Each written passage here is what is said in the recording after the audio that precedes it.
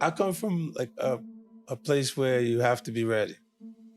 Don't get ready. You gotta be ready, right? I would layer things around me to prepare for different types of situations. I got calls that he was in the airport, right? Okay. I mean, All right. imagine that All shit, right, right? I like that. I would know when you land. He was in a Ritz-Carlton, from what I hear. Mm-hmm. And it didn't go well for him because he didn't do protocol. Coming to LA since 204, 205, and like they ain't never check in to nobody. No. You know what I'm saying? Just go to their hotel and move militant. But the day he tried that move with 50 Cent, the whole plan flipped on him. Instead of folding, 50 did exactly what 50 always does. He laughed, clowned it, and turned Jay Prince into the punchline. Let's get into it. But why the got to check in, Mr. Prince? Mob ties? I agree. Nah, homie, take them restrictions and protocols off any. We don't owe y'all nothing. Back in the 1980s, Jay Prince built something that really mattered in the South. Rap-A-Lot Records was that Houston label with real weight behind it. At one point, if you were making noise in Southern hip-hop, especially in Texas, chances were your road crossed Rap-A-Lot somehow. We're talking about a name that touched artists like Bun B, Pimp C, Zero, and even Juvenile at different moments. That was a serious powerhouse. But time moved on. Fast forward into the 2000s and beyond, and Rap-A-Lot didn't feel as untouchable anymore. The hits slowed down, the new stars stopped breaking through, and the culture started moving without them. So people began asking one messy question. If the music money isn't hitting like before, where is the money really coming from? That's where things start getting messy, real messy. The rumors begin getting louder, and people in the industry keep whispering the same thing over and over again. Stories have been floating around for years, and one word keeps coming up: extortion. Now, nothing is confirmed, but the talk has been consistent enough to turn heads. According to what's been said, there's allegedly been a long-running system where artists coming into Houston are expected to check in. And not always out of respect, but sometimes it feels like pressure. Now, Jay Prince has spoken openly about this checking in idea. He's even said he was pushing this before law enforcement started using RICO cases in hip-hop. In his eyes, it's about respect, protocol, and knowing who you're dealing with in certain cities. But depending on who you ask, first time that I heard the word checking in, it was in relationship to Houston. Yeah, I'm gonna have to take the blame for that. that same concept hits different. Some people look at it like a setup, and over the years, a lot of stories got tied to it. Even big names like Jay-Z getting mentioned. According to Jay Prince, there was a moment when things got tense between him and Jay-Z, and somehow he knew exactly when Jay-Z was landing in Houston. The story goes, Jay-Z didn't check in, and because of that, his hotel stay didn't go as smooth as it could have. That alone had people talking heavy. I calls that he was in the airport, right? Okay. I mean, All right. imagine that All shit, right, right? I like that. I would know when you land. But not everybody plays by those rules, and that's where 50 Cent steps in. If there's one person known for not folding under pressure, it's him. He was in the Ritz-Carlton, from what I hear. Mm-hmm. And it didn't go well for him because he didn't do protocol-wise. Around 2019, when 50 Cent was out in Houston for business and an event, rumors started spreading that he was expected to check in too. But instead of going along with it, he did what he always does. He trolled the whole situation. In what people say was a now deleted post, he wrote something like, "I do not check in, I fly." That right there was already loud, but he didn't stop. He allegedly kept throwing subtle shots at Jay Prince and his camp, but here's where it got interesting. There was no response. For someone like Jay Prince, who usually speaks up, that silence stood out. People noticed because he's not known to just let things slide, especially not from somebody as loud as 50 Cent. Then Tony Yayo stepped in and backed it up from a whole different angle. He made it clear that G-Unit never had to check in anywhere. Not LA, not Houston, nowhere. According to him, they move how they want, But they, Move Smart, is all about having the right security and being prepared, not depending on local figures to keep you safe. And that lines up perfectly with what people already know about 50 Cent. His security is no joke.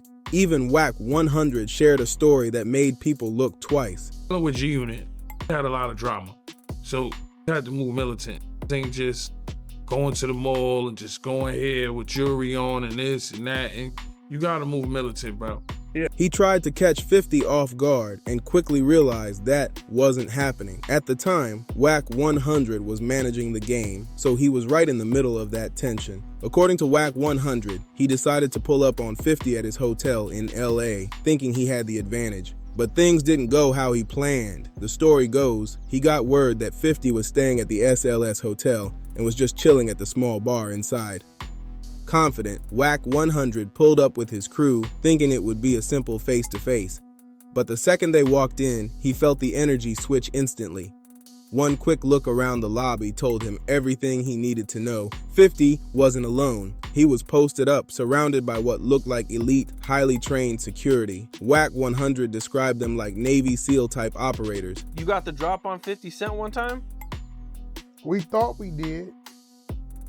Right. We thought we did.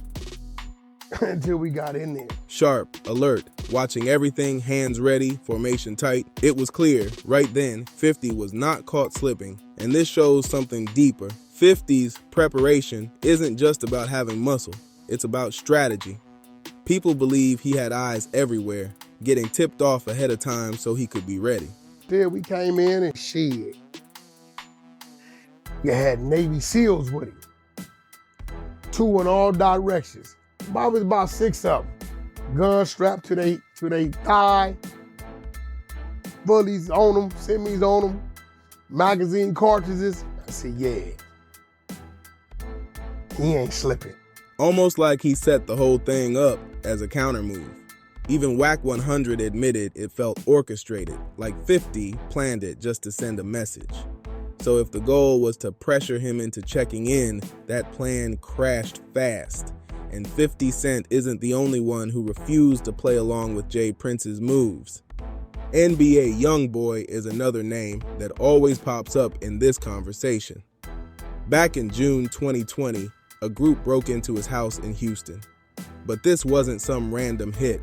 Whoever did it moved like they knew everything already. They knew where the car keys were, they knew the layout, they even knew small personal details inside the house. And to make it even crazier, they recorded the whole thing.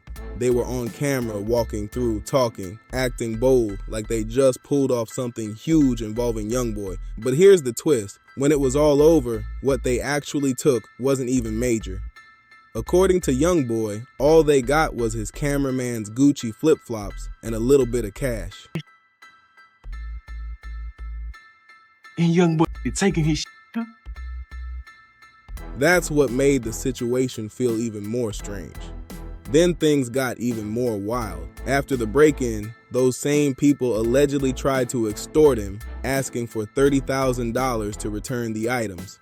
YoungBoy wasn't going for that at all. Instead, he jumped on Instagram and basically challenged them, telling them to drop their location. And just like that, they disappeared. Then right when things started calming down, Jay Prince suddenly stepped in out of nowhere.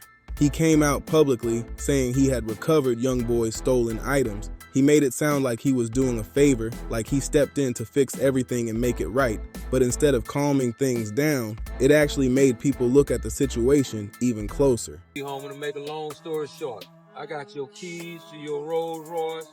I got your keys to your McLaren. You know, all that they took. To a lot of fans, it didn't feel like a rescue at all. It felt like something else entirely, like maybe the whole situation was more controlled than it looked. And YoungBoy himself wasn't buying it either.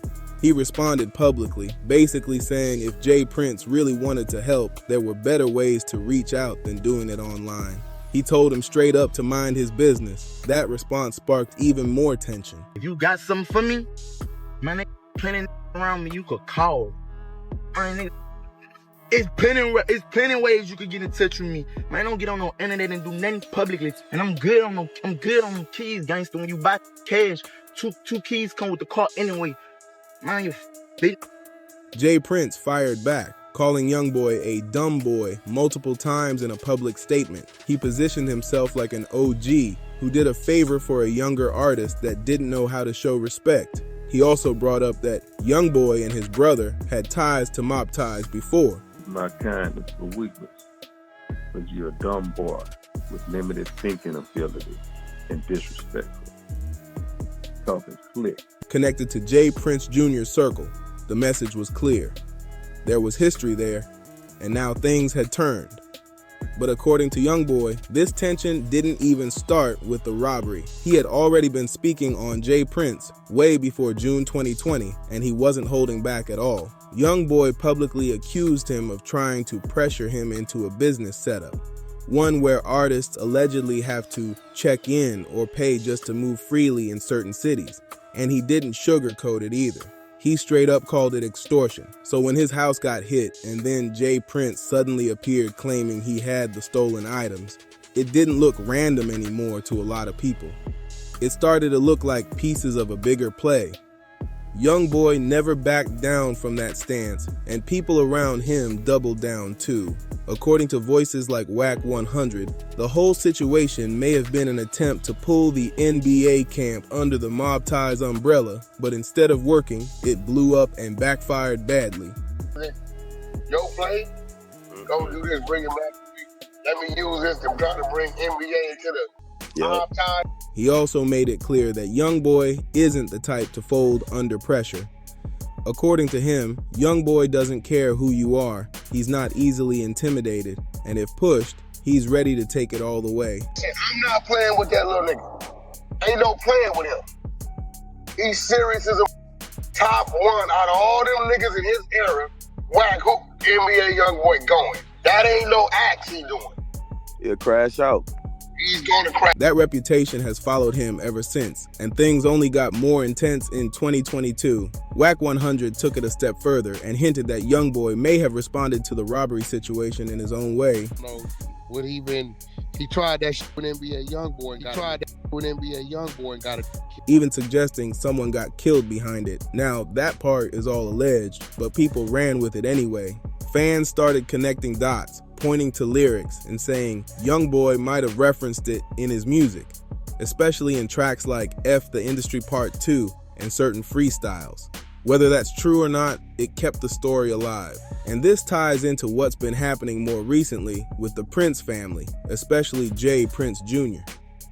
Over time, a certain narrative started building around them, with critics saying they don't move like a traditional music family, more like something else entirely. He's been catching the most heat out of everyone. A lot of people feel like he's always around when things go left, like he somehow ends up right in the middle when chaos breaks out. Two major situations people keep bringing up are Takeoff and Duke the Jeweler. Both had eerily similar setups. Late nights, dice games, tension building, and then everything turning deadly. And in both cases, Jay Prince Jr. was reportedly present. Now, to be clear, the Prince family has denied any connection to what happened in those situations. They've said their presence had nothing to do with how things played out.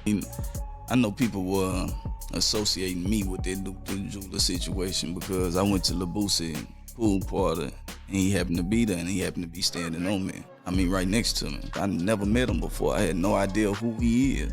I ain't even know he was a jeweler until after his passing. But a lot of people still aren't convinced. For many, it's not even about direct involvement. It's about the pattern. And once people start seeing patterns, they start talking. An OG out of Atlanta even stepped forward publicly, warning artists about this whole checking in culture. His message was simple: stop relying on people like that when you land in a city. According to him, some of these so-called OGs aren't really looking out for you. He told artists straight up, bring your own security, control your own movement, and don't fall for the idea that someone else has everything handled. According to him, these fake OGs don't care about your safety at all. He warned, get real security. Don't let anyone tell you a car is waiting or we got you covered. He said, that's all cap. That's how situations go left fast and turn into something that could have been avoided, just like what happened with Takeoff. Even Wack 100 has been vocal about this, repeatedly warning artists about Houston. He's told people to keep their distance from certain circles, including the Prince family. All entertainers, when you go to Houston, stay away from J. Prince Jr. There's a whole play going on. Especially J. Prince Jr. And now, the latest situation just added more heat to the conversation. It involves NBA YoungBoy's affiliate, NBA Ben 10, who was reportedly shot in an incident where J. Prince Jr. was also said to be present. This allegedly went down on April 8th, 2026 at the Confessions Restaurant and Lounge in Houston. Around 11:30 p.m., things started going left inside the spot. What began as a confrontation quickly escalated into something serious. A Detroit rapper, All-Star Jr., later claimed he was surrounded by multiple men. According to him, it turned physical. He got pushed to the ground, and someone allegedly tried to snatch his chain. That's when everything spiraled out of control, and shots rang out inside the venue, leaving 2 men hit. One of those men was NBA Ben 10. He was hit multiple times in the torso and left in critical condition. And had a confrontation with a couple guys. That altercation originally, and it appears from what they were doing, was trying to take his chains. Now, sometime during that part of the fight, our victim, who was originally looked like he was being majorly assaulted by several people and getting his chains ripped off, he presents a pistol. Another man, DeAndre Ender, was also struck, taking bullets to his arms and legs. Both were rushed to the hospital by Houston police as the situation got serious fast. Not long after, footage from the incident started circulating online. 2 men were hit. One of them is believed to be NBA Ben 10, according to family members. Both were taken to the hospital and remain in critical condition. And All-Star Jr. wasted no time telling his side. He jumped straight on social media, calling out J. Prince Jr. by name. He even posted photos and made it clear he was claiming self-defense, saying he was protecting himself from getting robbed. Then just days later, on April 13th, he doubled down even harder. He dropped a track called Expensive Wristwatch and didn't hold back at all. The song and visuals clearly pointed back to that night, and to make it even more direct, he tagged J. Prince Jr. during the rollout. That's when everything really started heating up. From shooting waters down, niggas asking for the boat numbers. Rumors began spreading that investigators were allegedly taking a deeper look into J. Prince Jr.'s role in the situation. Some reports even suggested authorities were exploring whether he had any connection to the attempted chain snatching that led to those shots being fired. According to insiders, tension was already building before the shooting even went down. Word in the streets is that J. Prince Jr. and All-Star Jr. had quiet issues going on behind the scenes. The talk is that it was over a woman, with claims that All-Star Jr.'s baby mama was allegedly also linked to J. Prince Jr. That situation reportedly created friction, and people are saying it kept building until it finally exploded that night. Here is the reason why NBA Ben 10 got shot and almost killed earlier today. J. Prince Jr. been beefing with a local rapper from Detroit about his baby mama. Of course, just like in other situations connected to his name, J. Prince Jr. denied having anything to do with what happened. He stayed consistent with that stance the whole time. But at this point, a lot of people aren't even focused on what he's saying anymore. It's not just one story or 2 stories now. It's a whole pattern that people are starting to connect. The streets are talking heavy, the industry is watching closely, and the pressure around the Prince family is only getting bigger. Now it's turning into something everybody's paying attention to, and it's not slowing down anytime soon.